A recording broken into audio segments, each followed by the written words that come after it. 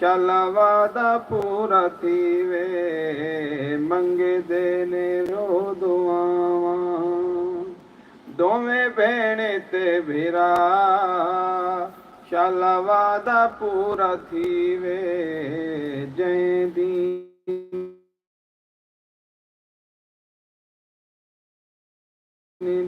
बकाली ना तनिया भेणी पुफियां मावा शाला पूरी थी वे करबल इन मंगदियां दुआवां तू भी चाहता को बचड़ी तू भी चाहता को बचड़ी रो रो के मंग दुआ शाला वादा पूरा थीवे जंहिं दीन दी बकाली असी आए हाँ करबला शाला वादा पूरा थीवे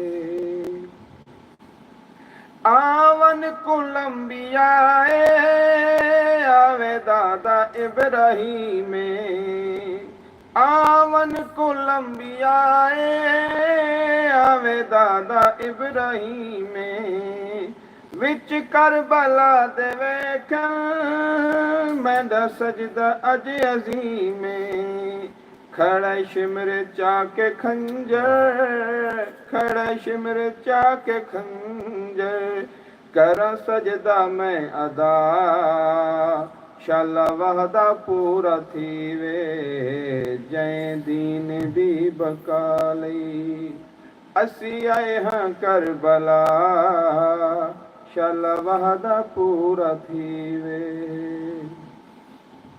आज आके नाना करबल जरा दीद कर मैदाने कुर्बान कीती बैठा बचड़े भेरा जवाने चाके हथां ते असगर चाके हथां ते असगर ओ भी दे समय कुहा शाला वादा पूरा थीवे जंहिं दीन दी बकाली असी आए हाँ करबला शाला वादा पूरा थीवे इंज काज़िमी नहीं मिलदी किसे मां दी कोई मिसाले इंज काज़िमी नहीं मिलदी किसे मां दी कोई मिसाले जिवें करबला च गईयां पुत्रा को घिन के नाले हर माँ आखे मैं पहले हर माँ आखे मैं पहले देवा पुत्र को कुहा शाला वादा पूरा थीवे जंहिं दीन दी बकाली असी आए हाँ करबला शाला वादा पूरा थीवे मंग देने रो दुआवां दोवें भेणे ते भिरा शाला वादा पूरा थीवे पर मोहम्मद वाले मोहम्मद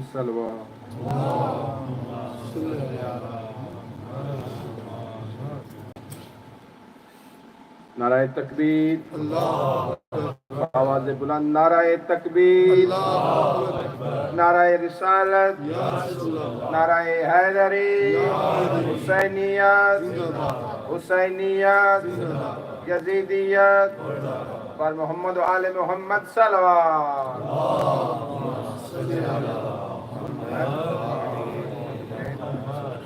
मोमिनीन मैं मुल्तमिस हूँ आगा सैयद मोहसिन जाफरी साहब से कि वो तशरीफ़ ले आएँ और आज की मजलिस से अज़ा से खिताब फरमाएँ बर मोहम्मद आले मोहम्मद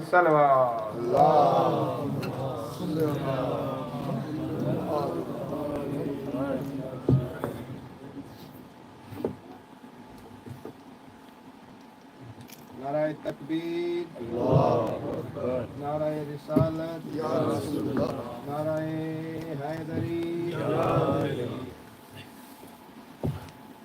मोहम्मद वाले मोहम्मद सल्लल्लाहु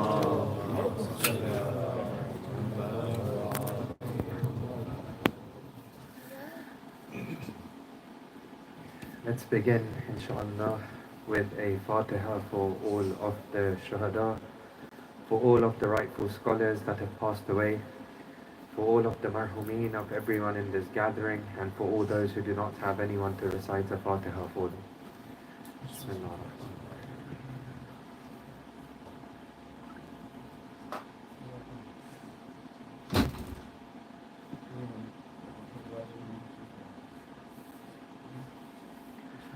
For the hastening of the reappearance of our beloved Imam, please recite aloud salawat.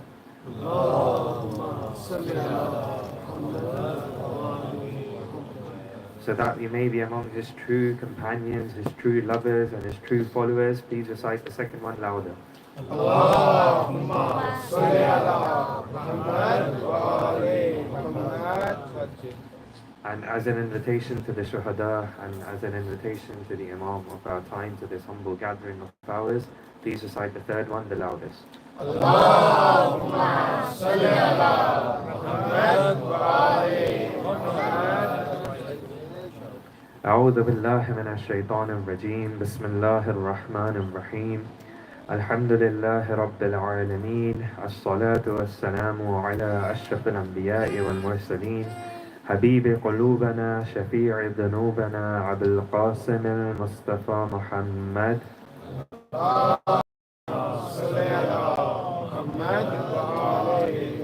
وعلى أهل بيته الطيبين الطاهرين المعصومين المكرمين المنتجبين لا سيما بقية الله في الأرضين روحي وأرواح العالمين لتراد مقدمه الفداء. قال سبحانه وتعالى في كتابه الكريم أعوذ بالله من الشيطان الرجيم بسم الله الرحمن الرحيم ولا تحسبن الذين قتلوا في سبيل الله أمواتا بل أحياء عند ربهم يرزقون. صدق الله العلي العظيم. Please recite another salawat. Allahumma salli ala Muhammad wa ali Muhammad. Firstly, we give our condolences to the Imam of our time, the true host of this Majlis, on the coming of the blessed month of Muharram. The question we need to ask ourselves is, how many more months of Muharram will go by without us being with our beloved Imam? Being a Friday today, I think a very important reminder to us all is looking back at last night when we went to sleep.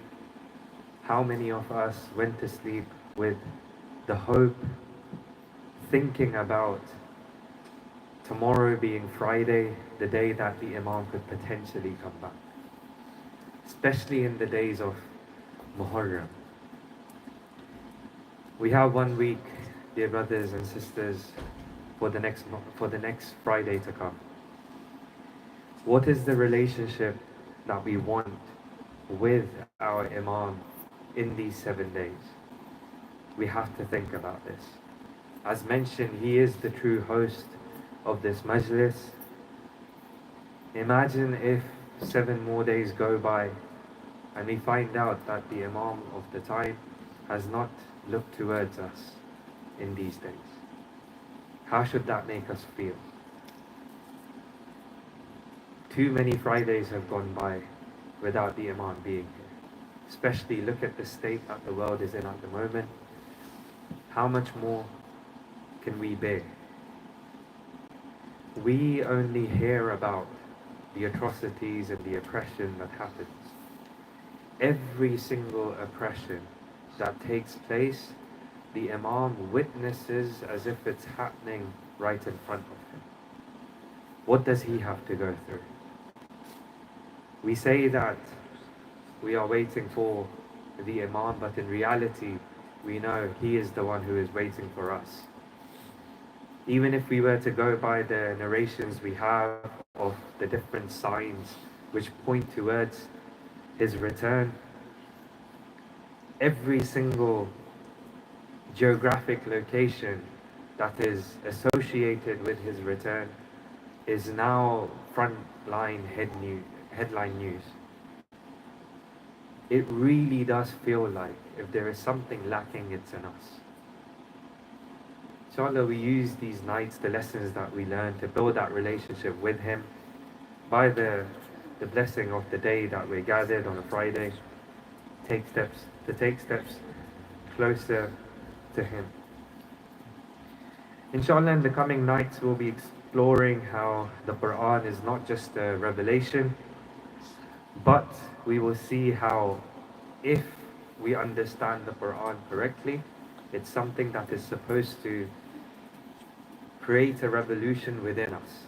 It's supposed to be something that creates the capacity within us to resist, to move forward, to progress. The religion of Islam. And very importantly for these days, we will see how if the Quran is not understood in the correct manner, then those who are memorizers of the Quran, those who are the reciters of the Quran, can also end up being responsible for the slaughter of the grandson of the individual who brought the revelation to those very people. That's how important the correct understanding of the Quran is. It's not enough to have it. We have to understand it, and we have to let it affect us. So we end up being in the right side of history, no matter which trials and tribulations come towards us. We'll also, through the Quran, have a look at Tawheed, not in the theological, rational sense in terms of proving the existence of God and so on and so forth. Rather, how is it that the Quran sees Tawheed? And with that correct understanding of Tawheed, how should our lives change? We will look at Nubuwah, again, not in the classical theological sense of proving the necessity of the Prophet, having discussions about whether the Prophet had a shadow or not, whether the Prophet could see behind himself or not, and many other discussions of that nature, which in reality, if you think about it, how much does that affect you? If the Prophet had a shadow, how does that change your life? If he did not have a shadow, how does that change your life?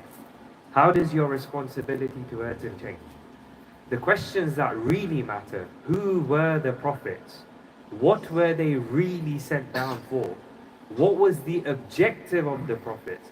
And if this is the prophet that I believe in, then how does my life change now?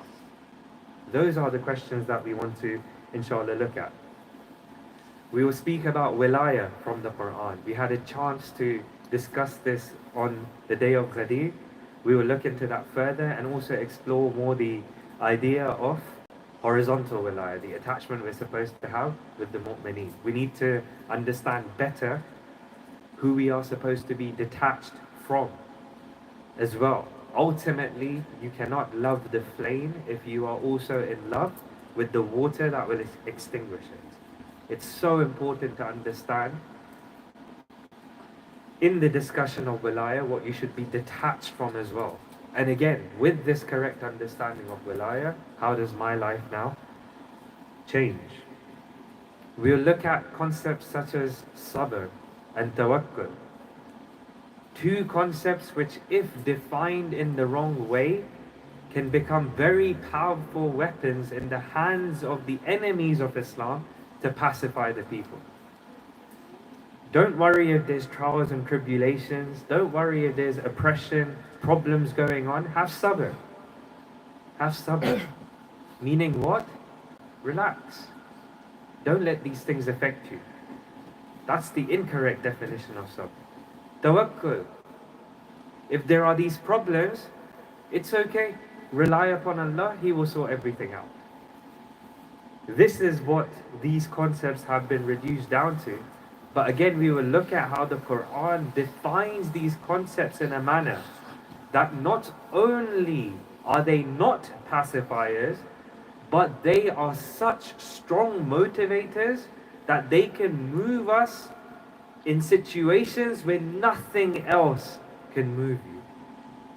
But again, we need to understand what these terms are properly. The very important topic of basira we need to touch upon. How easily we throw one imam or the other under the bus in order to justify the position that we want. We want to work with the establishment, we want to work with this government, for example. So I'm going to throw the example of Imam al-Rida alayhi salam at you. Please recite salawat. Allahumma salli ala Muhammad wa ali Muhammad. I'm going to throw the example of the sulh with Muawiyah at you. Hang on a second. What happened to the other imams? Why is it that even those two imams were shaheed, for example? The other way works as well. We take the example of Sayyid al-Shuhada and use that to come out onto the battlefield no matter what the situation is. Subhanallah, even within one imam, when we look at the life of Amir al-Mu'mineen alayhi salam, please recite salawat. Allahumma salli ala Muhammad wa ali Muhammad. We will use the first 25 years to justify remaining silent. He didn't do anything, so why should we? On the other hand, that same imam under his rule does what? 3 civil wars within the Muslims, not even fighting the kuffar. If we do not have basira, we will be so confused.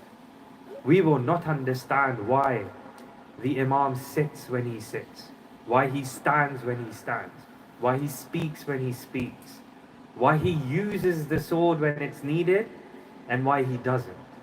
What are the principles that govern this? Without understanding this, so many Karbalas may happen in front of us and we will do nothing. At the same time, like the Tawabin, for example, when we're not supposed to do something, we will be out there willing to give everything that we have. Without basira, we are lost. What are the principles of basira and how do they apply in those specific circumstances that were mentioned? And then, hopefully in the last couple of nights, what we'll look at is who were those people who left. Not just left the caravan of Sayyid al-Shuhada, but those people who always left the truth, whether it was at the time of the Prophet, at the time of our first Imam, second Imam, third Imam, all the way to the end. What were the characteristics that defined them? Why? Because we want to curse them? Because we want to say bad things about them? What use is that for this world or the next? We want to see that. We want to understand who they were so that we can look within ourselves and make sure we do not have those characteristics. And we also can join the camp of Sayyid al-Shuhada. And we end our discussions with who were those that remained. Who were the ones that remained? Again, not just in history, even today. Who are the ones that remain within the camp of Sayyid al-Shuhada? So inshallah, we want to go through these discussions. But one thing, that introduction to the series that we have ahead of us, should make it clear for you that essentially there are 2 ways to go through these discussions. In one manner, you will pacify whoever is listening. In one manner, you will take away movement.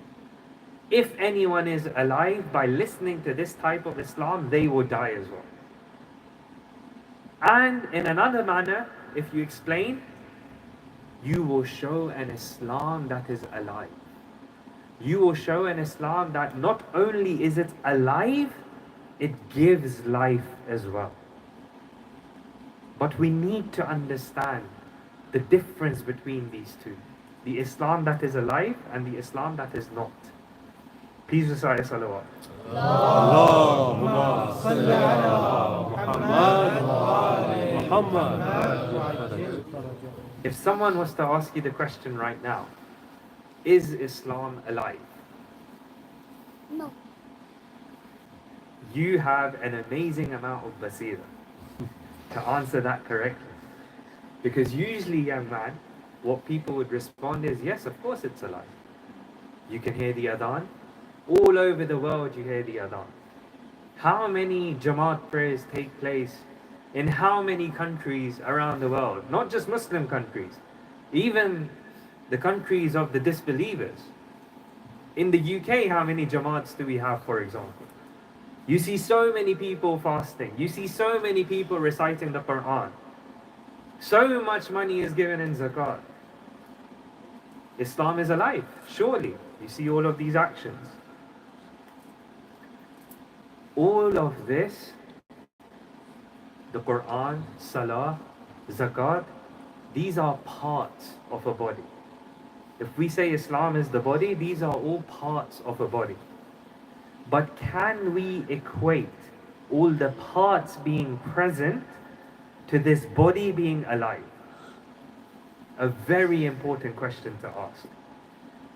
Take the example of an actual dead body. If there is a dead body in front of us, you will see all of the body parts are present. Nothing's missing. Head, arms, legs, everything is there. But do we call that body alive? It's dead. All the parts are there, but it's dead. Why? Because we see no effects of life. You don't see this body, you don't see this body move.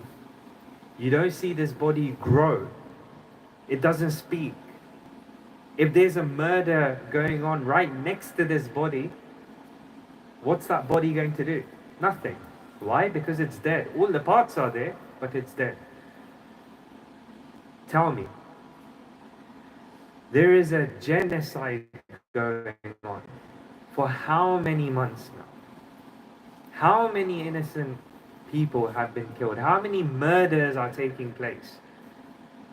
In the midst of a body that supposedly has the Quran, that prays, that has these Jamaats. All of the parts seem to be there, but you see no effect. How can you say that this body is alive? It's a question it's a difficult question, but it needs to be asked. Someone asked this for us, in fact. I was watching a video in which this child from Gaza, around him, rubble. And they said every single member of this child's family had been killed. Every single one. He was 7 or 8 years old. And what was he saying? He said, by Allah, O Muslim Ummah, do not call us dead. We are alive. You are the ones that are dead. Where is life? Where is death? Who's alive? Who's dead? These are important questions we need to ask. Which is the Islam that is alive and gives life? And which is the Islam that is dead and has absolutely no effect?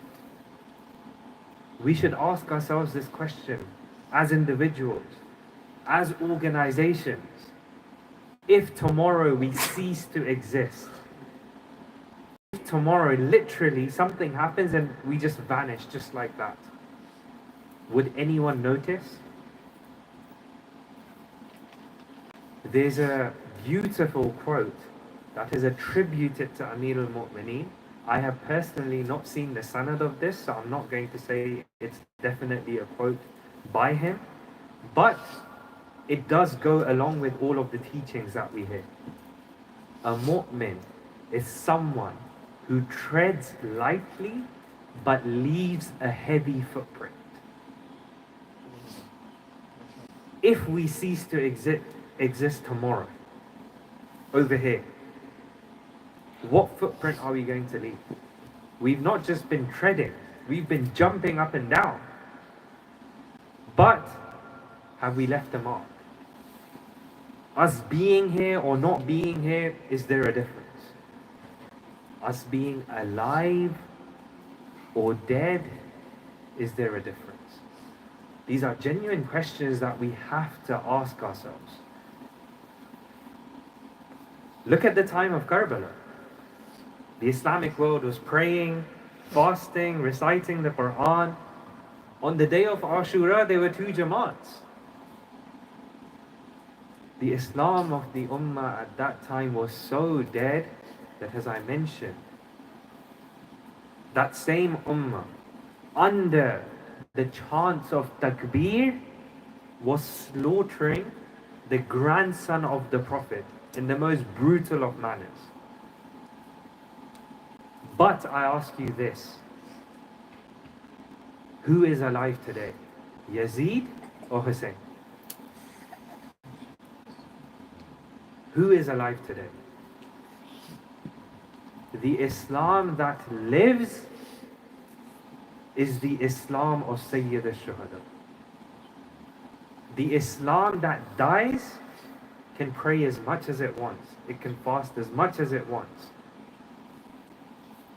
If it is not connected to the source of life, Al-Hayy, which is Allah, then it is dead. And that Islam, which is connected to Al-Hayy, even if in the apparent it is slaughtered in the most brutal way possible, it is alive. And not only is it alive, it is so alive that it will give life to generations to come for centuries. This is the difference between an Islam that is alive and an Islam that is dead. The verse that I recited relating to the Shuhada, وَلَا تَحْسَبَنَّ الَّذِينَ قُتِلُوا فِي سَبِيلِ اللَّهِ أَمْوَاتًا. Do not suppose those who were slain in the way of Allah to be dead. No, they are living. بَلْ أَحْيَاءٌ عِنْدَ رَبِّهِمْ يُرْزَقُونَ. They are living and provided for near their Lord. There is life in this. The Shuhada are alive. The Shuhada are alive. Why are they alive? Why are they alive? Surah Anfal, verse number 24. Incredibly important verse in the Quran. Ya ayyuhalladhina amanu istajibu lillahi wa lirrasul idha da'akum lima yuhyikum. Very clear-cut answer in the Quran. Why were these Shuhada alive? O you who have faith, answer Allah and the Messenger when they summon you to that which gives you life.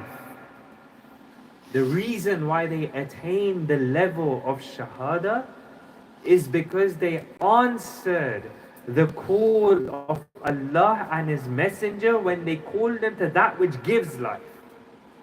Answering the call of Allah and His Messenger. What are they calling you? They're calling you to the religion.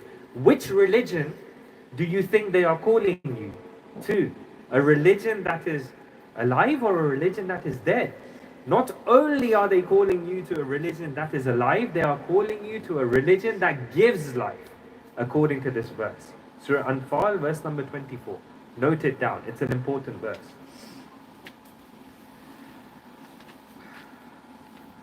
The next verse, after that verse of the Shuhada that we mentioned, 170, so that was 169 of Surah Al-Imran, and this is verse number 170. What does it say? We can also go towards this life. فَرِحِينَ بِمَا آتَاهُمُ اللَّهُ مِنْ فَضْلِهِ. These Shuhada, what are they doing? Rejoicing in what Allah has given them out of His grace. وَيَسْتَبْشِرُونَ بِالَّذِينَ لَمْ يَلْحَقُوا بِهِمْ. and they are rejoicing for those who have not yet joined them. So the shuhada are rejoicing in what Allah has given to them, and they are rejoicing for those who have not yet joined them. But who are these who have not yet joined them? Min khalfihim. Those who have not joined them from behind them. The Mufassirin makes such an important point. Who are they celebrating for? Those who are behind what? Those who are walking the same footsteps as they walked. They're right behind them. So they're happy. Why? Because they've seen what the result of pursuing that which Allah and the Prophet summoned them to was. Something that gives life. And they're happy. Happy for who? Those who are also walking those footsteps. We can be among those. What's the condition? The condition is we have to walk upon their footsteps. That's the condition. That is why we are here. Remembering not just any of the shuhada, we're remembering Sayyid al-Shuhada. Why? Because if the shuhada went towards that which gives life, who are they following? Who taught them this? Sayyid al-Shuhada, the master of the martyrs. Please recite a salawat. Allahumma salli ala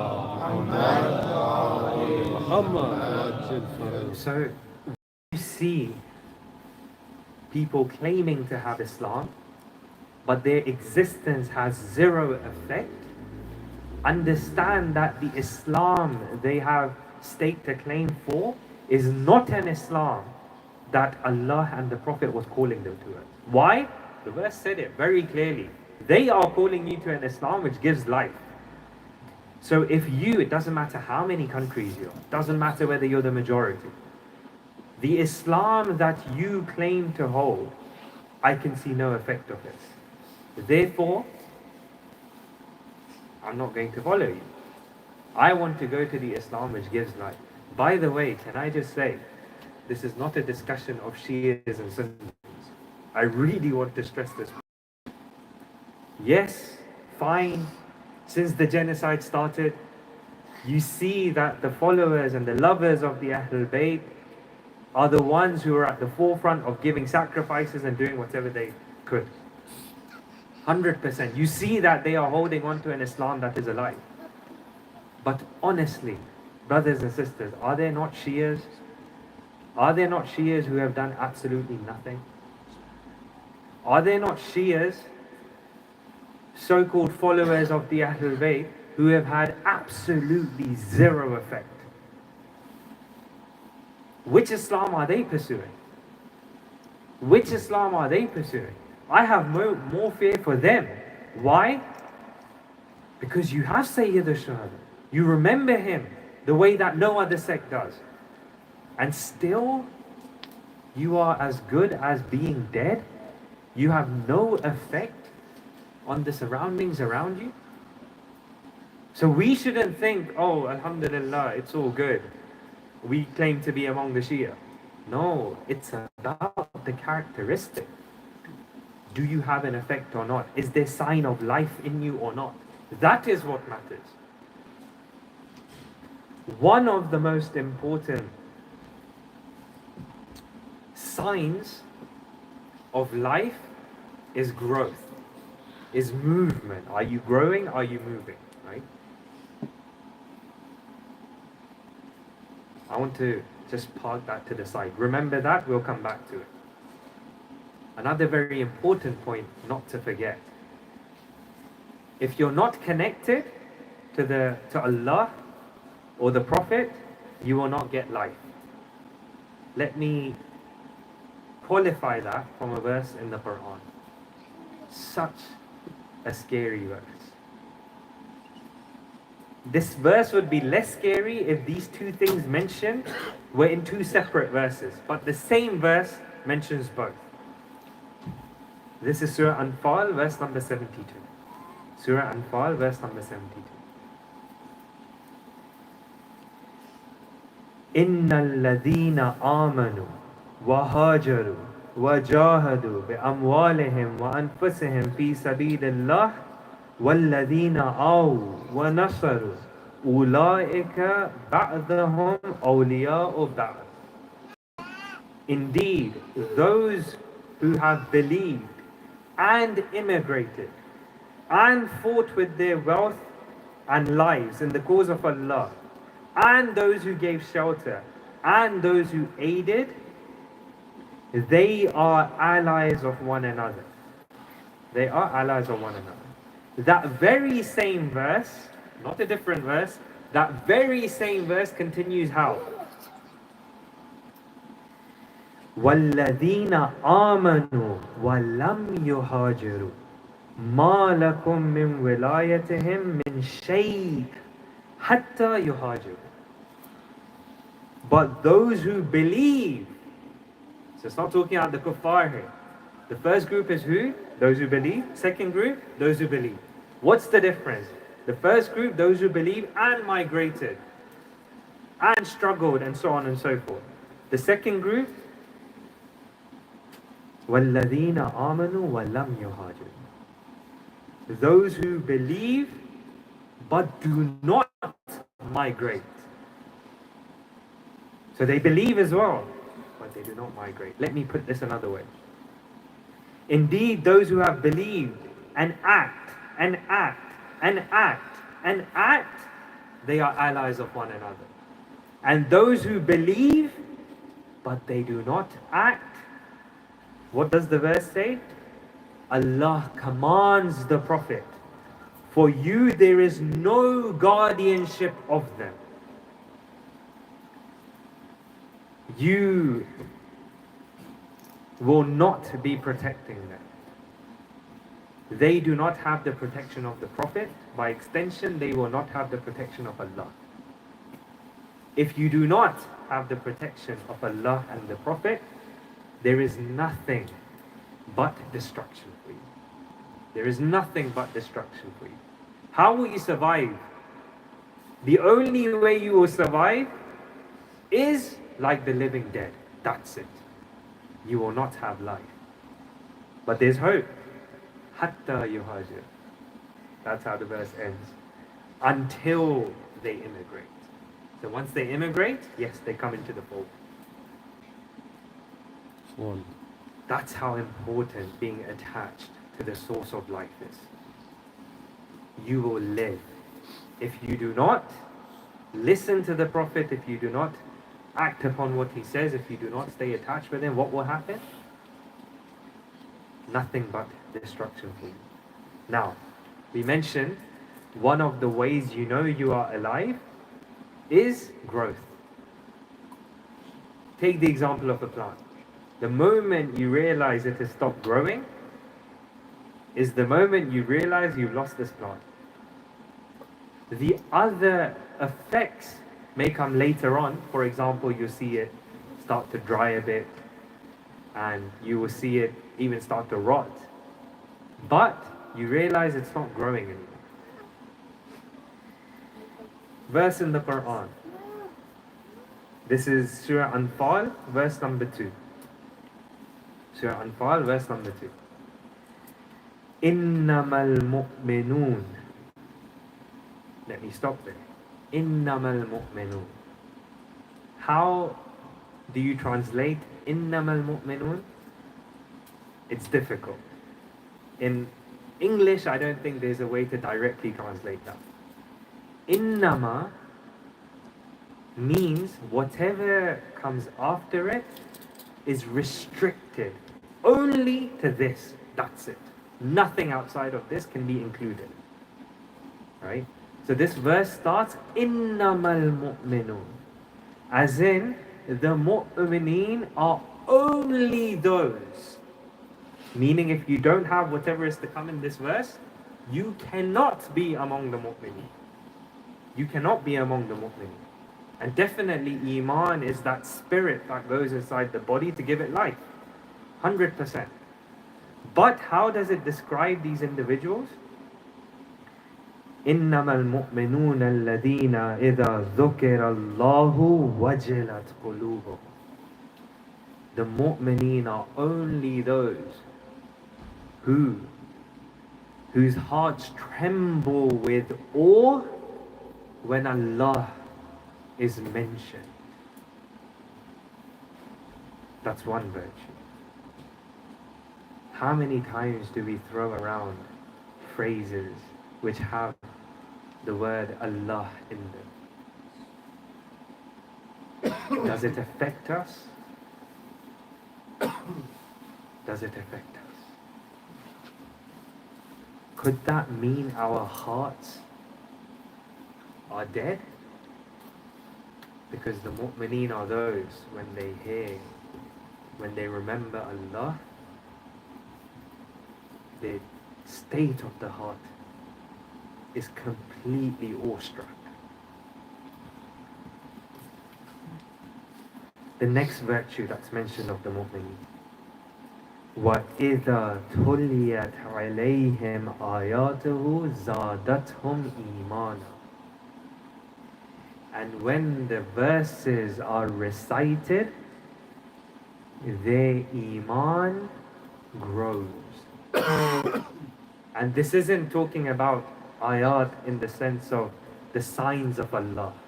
Why? Because the verb tilawa has come. Tilawa is specific to the actual verses being recited.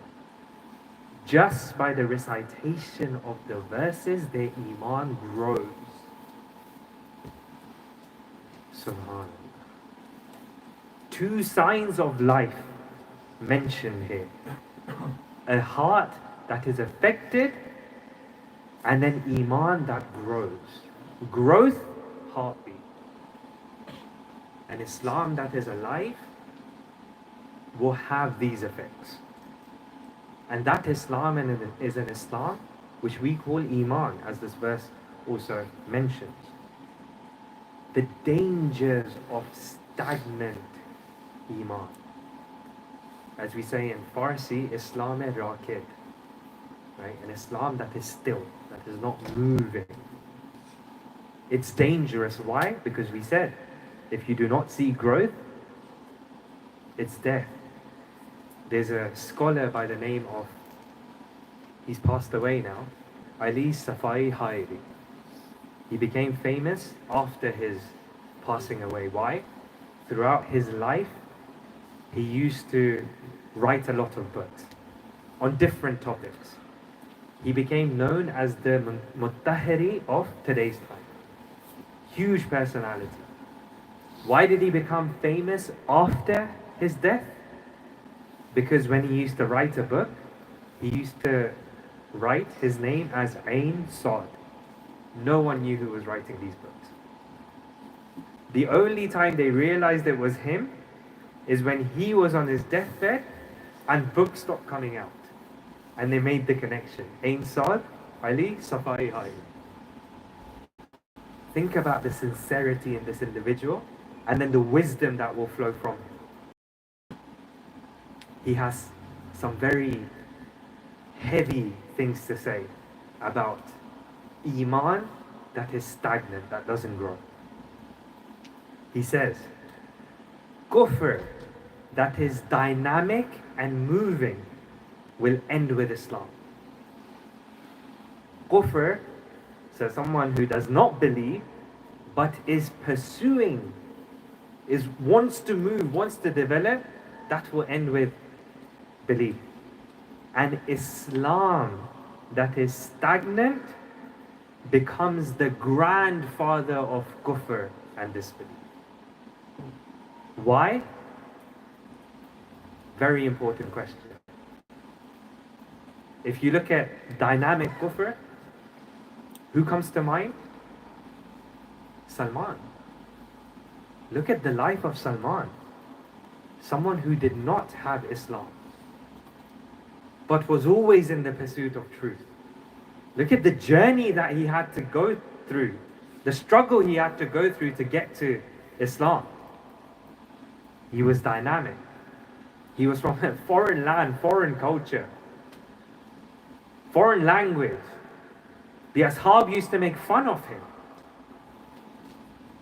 But he remained dynamic to the extent He became such a part of Islam, he became a part of the Ahlul Bayt. Allah. But if you look at stagnant Islam, we see Zubayr. Think about the journey of Zubayr. Who is Zubayr? Someone, and look at the wise words of the Prophet. Until the sword of Zubayr is with Islam, no harm can come to it. Until. Amir al-Mu'mineen himself said, there was nothing left between Zubayr becoming a part of the Ahlul Bayt. This is who Zubayr was, the same Zubayr who came out onto the battlefield against Amir al-Mu'mineen. Stagnant Iman can make you stand up against the Imam of your time.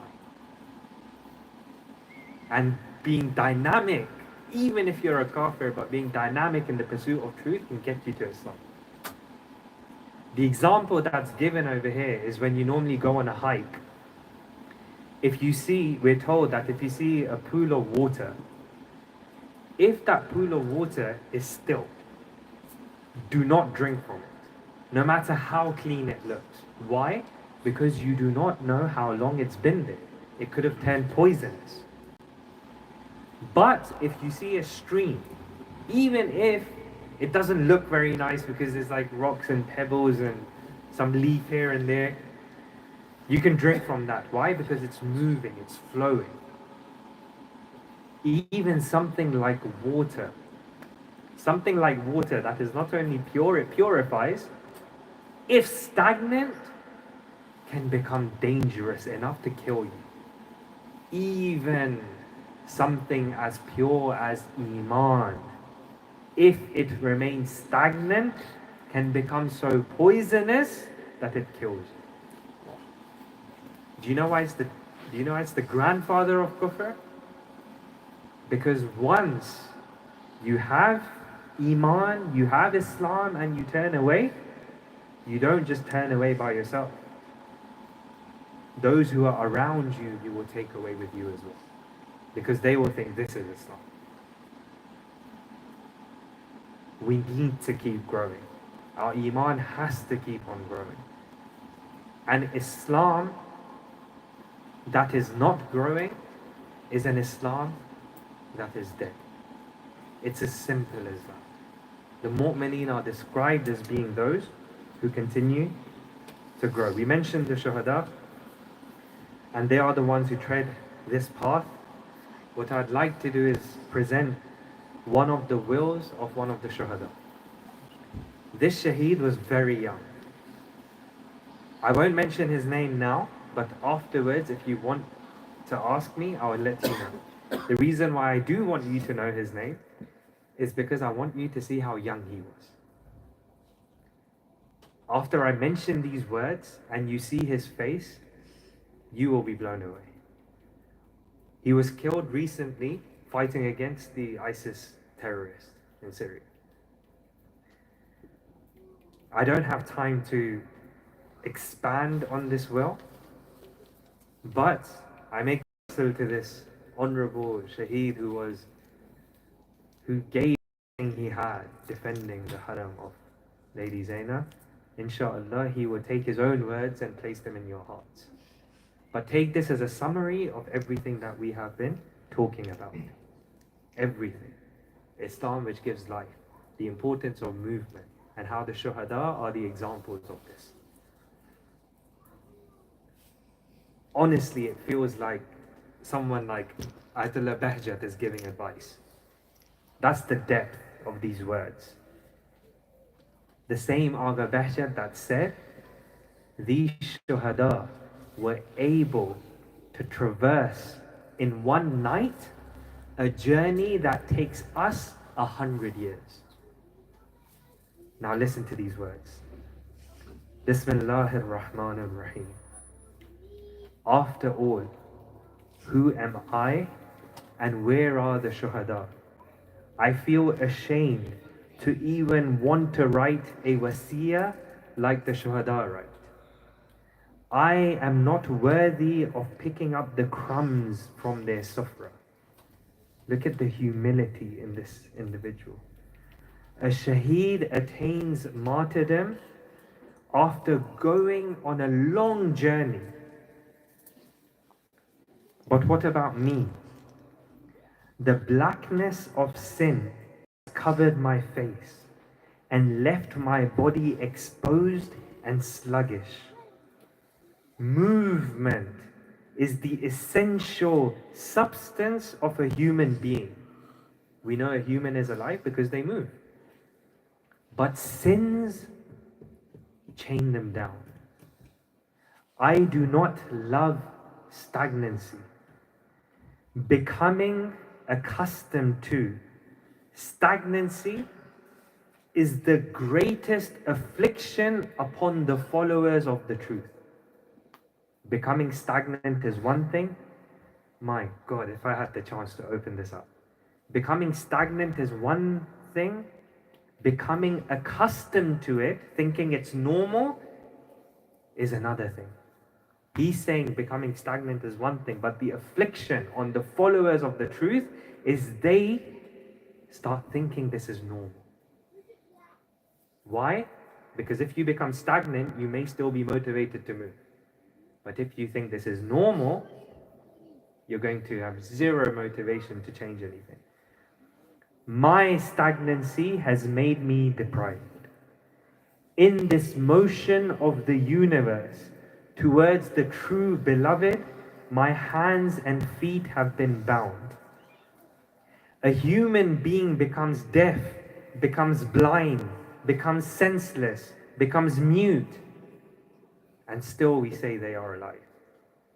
Which blindness is he talking about? Which deafness is he talking about? For a while, this person who's lost all his senses becomes drunk and gets accustomed to the intoxication. Step by step, he's presenting levels of how people drop. So first, they lose the ability to sense. Then they become drunk, meaning what? There's a detachment between their intellect and their soul. Then they start thinking this intoxication is normal. And then he says, woe to us if in that intoxication we start to enjoy ourselves and we forget the ability to feel pain. A person that is unconscious does not feel pain. A person that is sleeping does not feel pain. Only those who are awake and aware feel. Truly, he asks himself the question, where has my pain gone? Why have I become indifferent? Could it be that I am unconscious? Could it be that I am asleep? They kill tens of thousands of Muslims as easily as drinking a cup of water. And all we do is share the news. How many of our hearts are aching? How many nights did sleep leave our eyes? Are we not drunk in this life? Oh Allah, you make us alert. You awaken me. I hear the cry of Al-Atash from the tents. Yet the ears of this world are deaf. I can see the tents burning, but our hearts do not catch fire. What disease is worse than this? Do you know which disease is worse than this? He says, why do we not seek a cure for this disease?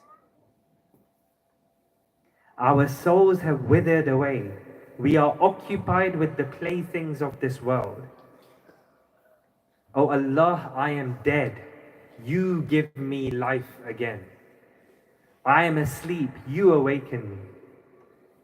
Oh Allah, for the sake of the tired feet of Ruqayyah, for the sake of the weary eyes of Zainab, for the sake of the anxious eyes of the Imam of our time, grant us movement. Wa alaykum salam. Grant us movement. He did not ask for anything else. He wanted life, he wanted movement. The path of these shuhada is what keeps us alive. Assalamu alayka ya Aba Abdullah. اس ہی زندگی کے چراغ کو بچانے کے لیے سید الشہداء کربلا سے نکلے تھے، لیکن اس سے پہلے ہم میدان کربلا میں پہنچیں، ہم سب کوفے کی طرف اپنے دلوں کو روانہ کرتے ہیں اس پہلے فدائی حسین کے لیے۔ سفیر امام حسین جناب مسلم کوفے پہنچے، ان کے ہاتھ میں مولا حسین کا وہ خط جس میں جناب مسلم کو اپنا بھائی اور اپنا معتمد قرار دی۔ چھوٹی بات نہیں ہے جب زمانے کا امام کسی کو اپنا بھائی کہے، زمانے کا امام کسی کو وہ شخص کے جو مورد اعتماد ہے۔ کیا مرتبہ تھا جناب مسلم کا۔ جناب مسلم روایتوں میں کہ یا ہانی کے گھر یا مختار کے گھر یا مسلم ابن اوسجہ کے گھر کچھ دن رہے۔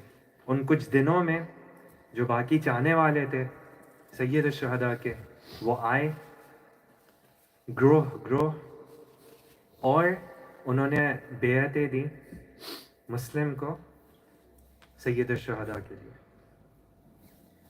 جب کوئی آتا تھا تو جناب مسلم وہ خط پڑھتے تھے، اور خط پڑھنے پہ جو محفل جو مجلس وہاں ہوتی تھی سب کے سب رونے لگتے تھے، سب کے سب۔ ان کے آنسوؤں نے یہ ثابت کر دیا کہ آنسو ضروری ہیں لیکن کافی نہیں۔ ہم لوگ بھی روتے ہیں، ہم لوگ بھی روتے ہیں۔ اس سے بھی زیادہ ایک خطرناک چیز یہ ہے، اگر آپ ان خط کو پڑھیں، جو الفاظ استعمال ہوئے بالکل وہی الفاظ ہیں جو ہم اپنے امام کو بلانے کے لیے یوز کرتے ہیں۔ الاجل الاجل یبن رسول اللہ۔ کوفیوں کے خط سید الشہداء کے لیے۔ آنسو ضروری ہیں لیکن کافی نہیں۔ کچھ روایتوں میں کہ 18,000 لوگوں نے بیعت کری مسلم کے ہاتھ، 18,000۔ اور ان بیعتوں کی وجہ سے جناب مسلم نے خط لکھا سید الشہداء کو ان کو بلانے کے لیے۔ نعمان جو یزید کا گورنر تھا، جب اس کو پتہ چلا اس نے پھر بھی ہلکا ہاتھ رکھا، لیکن جو یزید کے حامی تھے انہوں نے یہ دیکھا اور یزید کو خبر پہنچائی۔ اس کے جواب میں یزید نے ابن زیاد کو بھیجا۔ اب تفصیل میں تو ابھی نہیں جا سکتے، لیکن کچھ لوگ بک گئے، کچھ لوگ ڈر گئے۔ کیسے یہ مسلم کی تنہائی کو بیان کریں؟ 18,000 بیعتیں ایک جگہ، اور وہ آخری رات کی جماعت ایک جگہ۔ کہتے ہیں کہ جب مغرب کی نماز شروع کری 30 لوگ تھے، 18,000 سے 30۔ جب عشاء کی ختم کری جناب مسلم پیچھے دیکھتے ہیں، ایک شخص بھی ان کو نہیں نظر آیا۔ مسلم معرفت شخصیت، ہو سکتا ہے اس موقع پہ انہوں نے سوچا ہوئے خدا نہ کرے کوئی ایسا وقت نہیں آئے میرے مولا پہ کہ وہ ایک میدان میں اکیلے کھڑے ہوں اور وہ بھی پیچھے ہیں، وہ بھی اپنے اطراف میں دیکھیں، ان کو نہ عباس نظر آئے، نہ قاسم نظر آئے، نہ علی اکبر نظر آئے، نہ حبیب نظر آئے. مسلم کے لیے جینے کا صرف ایک ہی مقصد تھا. مجھے اپنے مولا کو خبر دینی ہے کہ کوفے کا موسم بدل گیا، اب اس طرف نہ آئے. ادھر سے اعلان ہوا، کرفیو لگ گیا، کسی کو اجازت نہیں باہر آنے کی. شہر کے سارے دروازے بند. جناب مسلم ایک دروازے پہ جاتے ہیں، راستہ نہیں. بچ بچ کے دوسرے دروازے تک پہنچتے ہیں، راستہ نہیں. پوری رات جناب مسلم کوفے کی گلیوں میں گھومتے رہے کچھ راستہ ڈھونڈنے کے لیے. ایک ایسا موقع آیا کہ مسلم جو بھوکے تھے، جو پیاسے تھے، تھک گئے اور ایک گھر کا سہارا لے کے وہ بیٹھ گئے. اندر سے ایک خاتون کی آواز آئی، اے شخص یہاں سے چلا جا، کسی بھی وقت ابن زیاد کے سپاہی آ سکتے ہیں، حالات خراب ہیں، مسلم کو ڈھونڈ رہے ہیں. جناب مسلم نے کوئی جواب نہیں دیا. پھر واپس اندر سے آواز آئی، اے شخص جاؤ اپنے عزیزوں کے پاس، حالات صحیح نہیں ہیں. جناب مسلم کا دل ٹوٹا. انہوں نے جواب دیا، اے بی بی، جس کا اس شہر میں کوئی عزیز نہ ہو وہ کہاں جائے. یہ خاتون پریشان ہوئی. انہوں نے کہا تم کدھر سے ہو؟ جناب مسلم نے کہا میں مدینے سے ہوں. وہ فوراً سمجھ گئی. دروازہ کھلا اور بی بی نے اپنے آپ کو گرایا اور کہا مولا مجھے معاف کر دے، مجھے نہیں پتا تھا، آپ اندر آئیں. انہوں نے مسلم سے کہا کہ میں آپ کو کھانا دے سکتی ہوں، آپ کو پانی دے سکتی ہوں. مسلم نے کہا کہ کھانا تو نہیں، لیکن مجھے پیاس بہت لگ رہی ہے، مجھے پانی دے دو. ان خاتون نے بتایا مسلم کو کہ آپ زیادہ دیر یہاں نہیں رہ سکتے کیونکہ میرا بیٹا ابن زیاد کے سپاہیوں میں سے وہ کسی بھی وقت آ جاتے. جناب مسلم نے پانی پیا اور اپنے آپ کو مصروف کرا خدا کی عبادت میں. کرتے رہے پوری تھکن کے ساتھ وہ کرتے رہے. ایک ایسا موقع آیا کہ جناب مسلم سجدے میں جاتے ہیں اور ان کی آنکھ لگ جاتی. پتہ نہیں کیا مسلم نے دیکھا، لیکن ایک دم سے اٹھتے ہیں مسلم اور کہتے ہیں انا للہ و انا الیہ راجعون. فوراً مسلم اپنی جگہ سے اٹھتے ہیں، زرے کو اٹھاتے ہیں، تلوار کو اٹھاتے ہیں اور اپنے آپ کو تیار کرتے ہیں جنگ کے لیے. وہ خاتون تھی پریشان، وہ ان سے کہتی ہیں کہ مسلم آپ کہاں جا رہے ہیں؟ یہاں کہ ہم بنی ہاشم ہیں، ہماری غیرت اجازت نہیں دیتی کہ کوئی خاتون اکیلے گھر میں ہو اور اس گھر کے اوپر حملہ ہو سکتا ہے. جناب مسلم کو مدینہ کی وہ مصائب یاد آ گئے. مسلم باہر نکلے، خوب جنگ لڑی. 300 سپاہیوں کے خلاف مسلم لڑتے رہے. ایک ایسا موقع آیا جب انہوں نے دیکھا کہ ہم ایسے نہیں جیت سکتے مسلم کے ساتھ. جن کے پاس تیر تھے انہوں نے تیر پھینکے، جن کے پاس پتھر تھے انہوں نے پتھر پھینکے. جناب مسلم کو دھوکہ دے کر ان کو گرفتار کر. جناب مسلم کو دار کے اوپر لے کے گئے جدھر ابن زیاد انتظار کر رہا تھا اور ابن زیاد کے سامنے ان کو پیش کیا. ان سے کہا گیا کہ اپنے امیر کو سلام بھیجو. مسلم کا جواب، حسین کے سوا میرا کوئی امیر نہیں. کوئی وہاں تھا جس کو ترس آیا مسلم کی اس حالت پہ. پانی دینے کی کوشش کری. آپ سب نے سنا ہے 3 بار مسلم نے کوشش کری اس پانی کو پینے کی. ہر بار جب بھی وہ پینے کے لیے جاتے تھے تو خون کے قطرے اس پانی میں گرتے تھے. ادھر علماء کہتے ہیں ایسا لگتا ہے کہ خدا کی تقدیر میں عاشق اور معشوق کا ختم ایک جیسا ہو. اگر سید الشہداء پیاسے شہید ہوئیں گے تو پھر مسلم بھی پیاسے شہید ہوئیں گے. اس موقع پہ جناب مسلم رونے لگتے ہیں۔ ابن زیاد کہتے ہیں کہ بنی ہاشم کے شان میں نہیں کہ ڈر کے مارے وہ رونے لگے۔ مسلم کیا جواب دیتے ہیں؟ مسلم کہتے ہیں کہ میں اپنے لیے نہیں رو رہا، میں اس لیے رو رہا ہوں کیونکہ میرے مولا حسین کوفے کی طرف آ رہے ہیں، ان کو نہیں پتہ کہ اب کوفہ ان کے ساتھ نہیں ہے۔ جب یہ سنا ابن زیاد کو غصہ آیا، اس نے حکم جاری کرنے کا، اعدام جاری کرنے کا حکم دیا۔ جناب مسلم کے آخری جملے، انہوں نے اپنا ہاتھ اٹھایا اور انگلی کی طرف اشارہ کرا صحراؤں پہ جدھر سید الشہداء ہوتے، اور ان کے آخری جملے السلام علیک یا ابا عبداللہ۔ جناب مسلم کو شہید کرا اور دار کی بلندی سے زمین پہ پھینک دیا۔ کچھ مدت بعد کاروان حسینی کی طرف کچھ لوگ کوفہ سے پہنچے۔ مولا حسین نے ان لوگوں سے پوچھا کہ کوفے کے حالات کیسے؟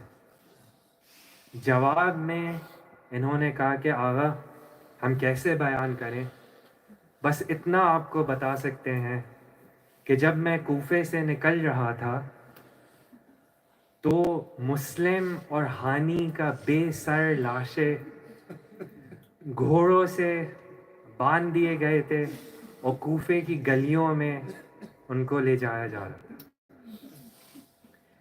ایسے موقع پہ مولا حسین نے کاروان کو روکا اور جناب مسلم کی بیٹی کو بلایا اور جناب مسلم کی بیٹی کو بٹھایا، گلے لگے اور ایسے ہاتھ پھیرا سر کے اوپر جیسے یتیموں کے سر پہ پھیرنا چاہیے۔ بس عزیزوں، میں اس بات سے ختم کرتا ہوں کہ دعا کر سکتے ہیں کاش ادھر سید الشہداء کے بچے نہ اس منظر کو دیکھتے۔ ان کی کیا امیدیں تھیں جب ان کے بابا کو شہید کرا گیا؟ شفقت کا ہاتھ نہ ملا، تازیانے ملے، تماچے ملے۔ الا لعنۃ اللہ علی القوم الظالمین، انا للہ و انا الیہ راجعون۔ ماتم حسین۔